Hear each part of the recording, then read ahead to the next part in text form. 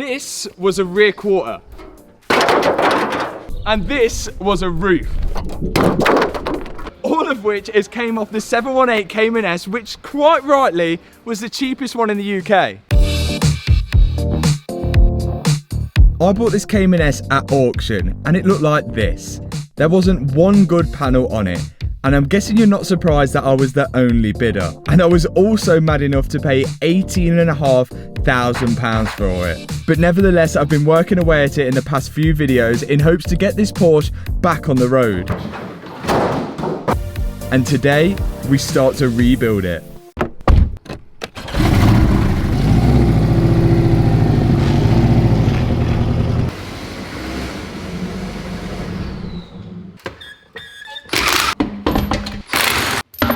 Now I've got to say thank you to Wheelmania already because they sorted us out with a pair of sort of temporary wheels just so we can actually move this Porsche around the unit and get it on and off the ramp.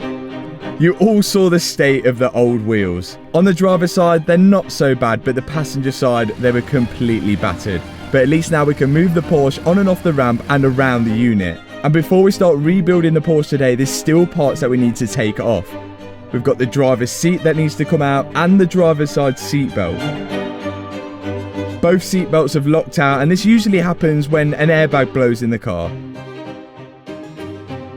So I'll be sending the seat belts off to get reset, put new tensioners on, and then they can go back in the car. But what I'm doing now is removing all the carpets and the trims from the back of the car because we're going to be doing a lot of welding and we don't want any fires. And now she looks just about ready for a roof, a rear quarter, and the A-pillar. All of which we already have. The new roof is here. That costs £487. The new A-pillar is here. That costs £870. And we have a full new rear quarter here, which costs £1,108.33p. The only one thing that we're missing now is a Mark who's going to be welding it to the car, and what he's doing right now is punching all the holes in the quarter panel here, which is going to allow for the spot welding to commence on the Porsche. This is what we need. I need a bit of guidance because I could mess this up. Well, Mark's not going to mess it up, is he? He's hiding from the camera. So I'm sure Mark's feeling as enthusiastic about this job as I am. First step is to get the rear quarter in place and hold it there with some mole grips. Now to make sure this is perfectly lined up, we need a door to line it against. And here's my brand new second-hand door, which is a slightly different shade of silver. And then to line the door up, we need to put the wing on. So it's back on with the old wing to make sure everything all lines up. And it didn't. So we'd figured we'd use the old door as a reference point, as we know the hinges were adjusted to that car before. And that seemed to do the trick. And then out comes the MIG welder. All of these panels are steel, so it's pretty easy to spot weld them all in. Well, when I say pretty easy, Mark was tackling it. Working his way all the way across the quarter panel, and of course all these spot welds will be filed down and flush at the end.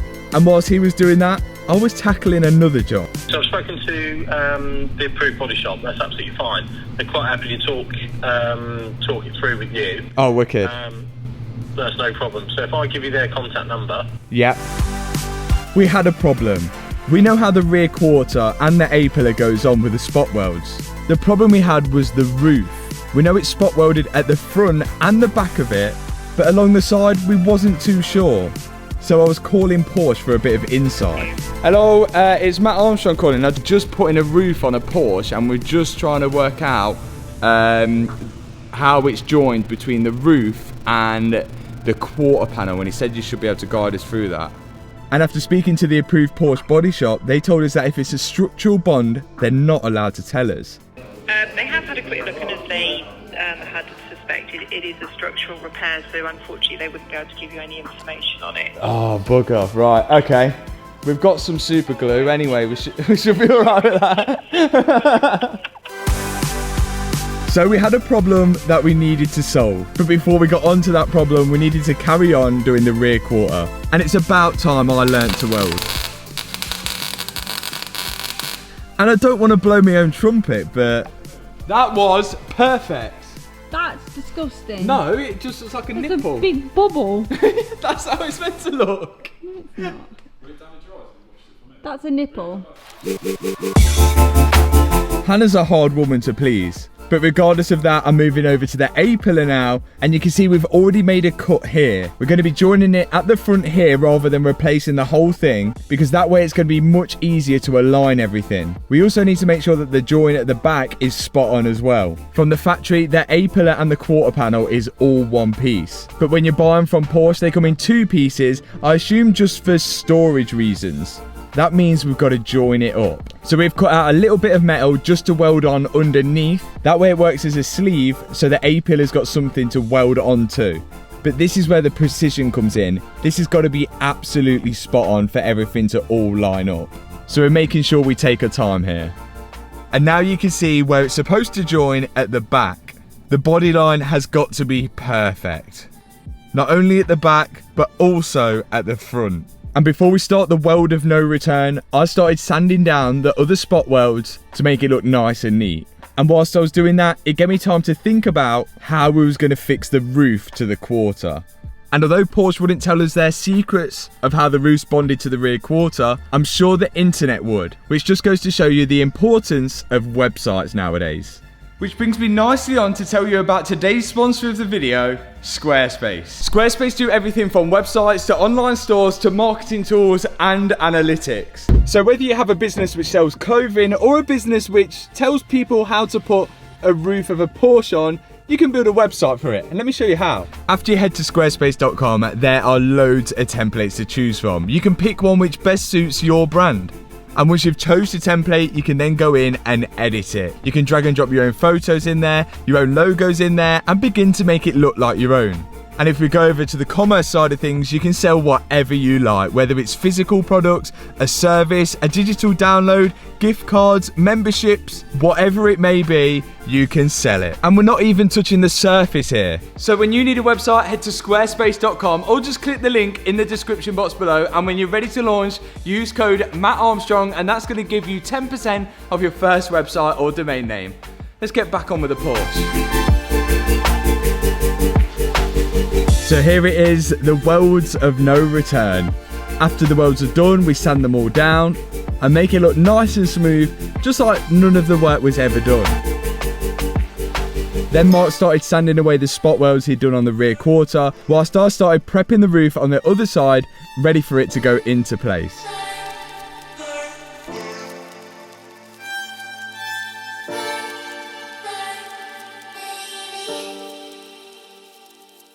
Okay, now it's time for the roof. The rear quarter and the A-pillar are on. I'll show you that in a minute. But this is the big part, the roof. The bit that Porsche wouldn't tell us how it's fitted because it's technically a structural part. And after doing a bit of research, we've we think, figured it out. When they build the Porsches from factory, they bond the roof on and then they use spot welds. We know this because I drilled out all of the spot welds and knocked it off, and then you've got the bonding marks where all the bond was from the front at the back and the sides and everything like that. So we know they bond it on. The problem is the little seam that runs from the back to the front or the front to the back. That's what we couldn't work out, and it's almost like a brass type of weld, which turns out it's like a laser weld, and it's a machine that does that. Now, when the Porsche body shop replaces a roof, they're not going to use that same laser welder. It's a machine that does that. At least we don't think. We can use the same bond they use, and we can spot weld it at the front and at the back. So what we're going to do is run the bonds, and then I think on top of that, there's going to be a Sikaflex bead along the top of it, which can be painted.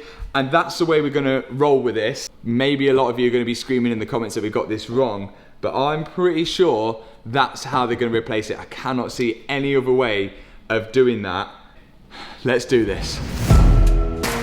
On we go with the roof, and this is what we're going to be using. This is the same bond they use to bond windscreens on with, so it's pretty hardcore. It requires a primer to go down first, and then on with the bond.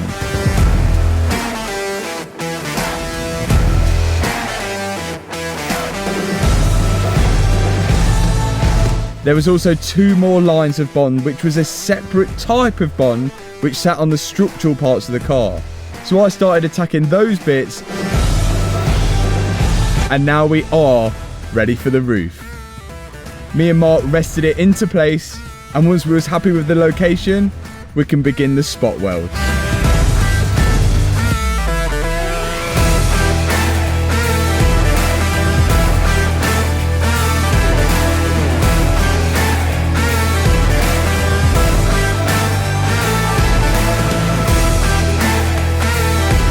And just to confirm everything lines up, we're on with the new door, adjusted the hinges, and then came on with the new boot lid.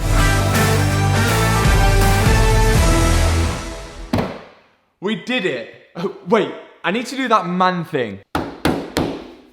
That's never coming off. No, but in all seriousness, it's actually starting to look like a Porsche again. I'm not even touching the surface of where this needs to be, but it's definitely one step in the right direction, and what a hell of a step that was. I'll talk about the cost of the door and the boot in a minute, but let me talk you through the roof. So the roof is spot welded like it was from the factory along the top here. Now I've sanded all this down so it's nice and smooth. You can't really tell. That's all going to be painted, and of course a windscreen will sit on there. Then on the back, it is also spot welded at the back down here. You can't really see. Quite difficult, but that's how it was from factory, from standard. That's what I had to chisel off in the previous video. So that's how it was from standard.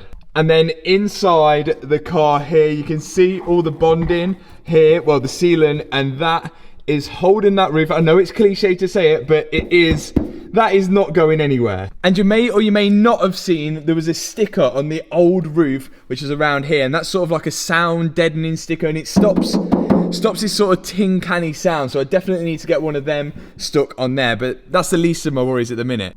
But then we have this issue. You can see here, there is still a gap between the A-pillar, the rear quarter, and the roof along there. If we was to leave that like that, water would build up in there. It would probably whistle in the wind. It just wouldn't be great. If I was to use body filler along this gap here and try to make it all look smooth, more than likely it would crack after time, because all these panels do have a little bit of twist and movement in them when you're driving along. So I'm going to be using a product called Sikaflex, which is flexible, it's paintable, and it should give it that nice OEM finish along this little gap here.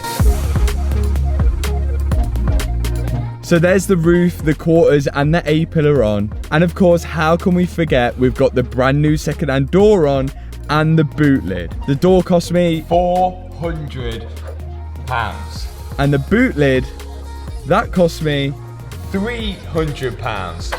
But wait, when we opened this boot lid, we realised that there was damage on it. There was damage to this quarter right here, so we had to knock it out a tiny bit. I notified the guy that I bought it off, and he did give me a refund, but not a full refund. He knocked a little bit off, leaving the price at £200. Leaving the total cost of the build, including the car so far, at £22,765.33.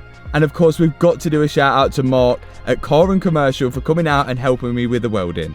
And we've been ignoring the fact that we still haven't ran this car up to temperature. We replaced the radiator on the front left, and the front right one was okay until a stone went straight through it and pierced a hole in it, stopping us from running this car to temperature. But we have a solution. A new radiator. This time it is brand new from Porsche, because it was actually the cheapest to get it from there. I did look at recoring the radiator and getting it repaired, but a brand new one did seem like the better option. To remove this is going to be pretty easy because we got most of the parts off already. We just got to disconnect the aircon condenser from the radiator and the radiator from the fan.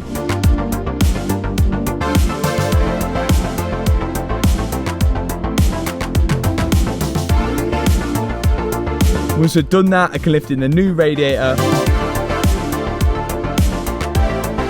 pop in the plastic shrouding, then the aircon condenser, connect the aircon pipes up, and then all the coolant pipes to the new radiator.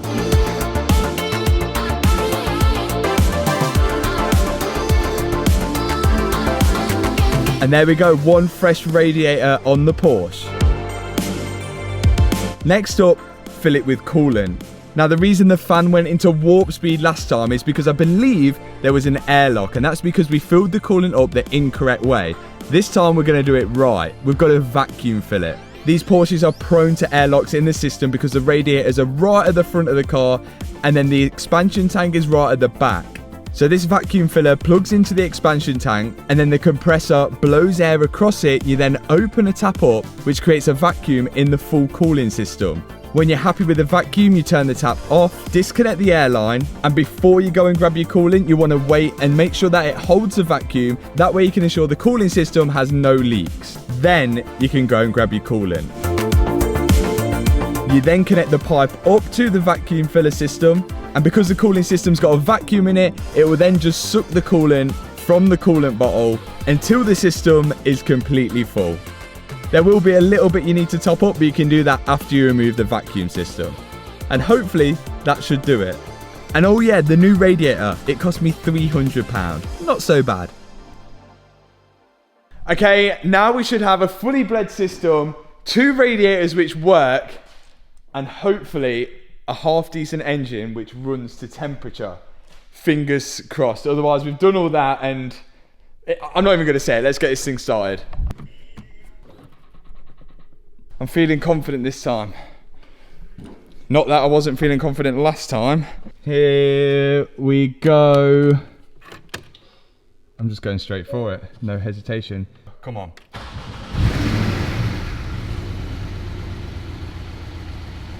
So we've got oil temp, oil pressure, coolant temp and boost. Let's keep an eye on them. Hopefully we can run this car to temperature and nothing goes wrong, please. Looking okay down there at the minute. I can still see some coolant. Yeah. Oh, we got a fan on. Yes. We got, oh no. Is that one on? I'm gonna sit in the car just in case it starts blowing stuff. We got a fan on.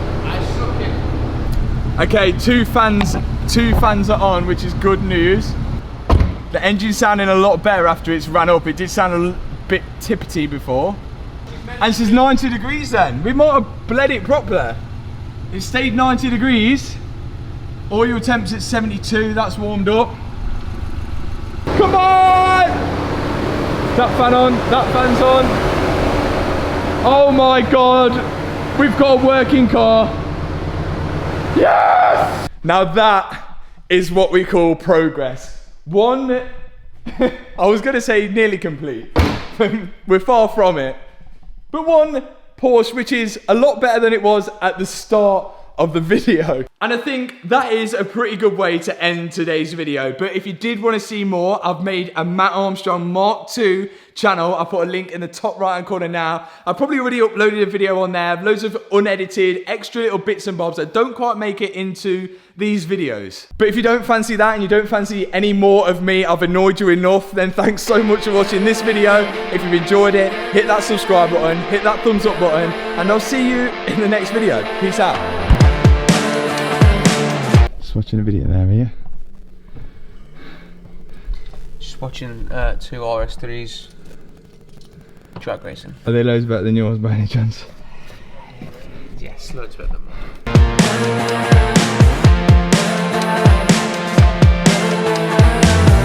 Like a drug that I just can't deny.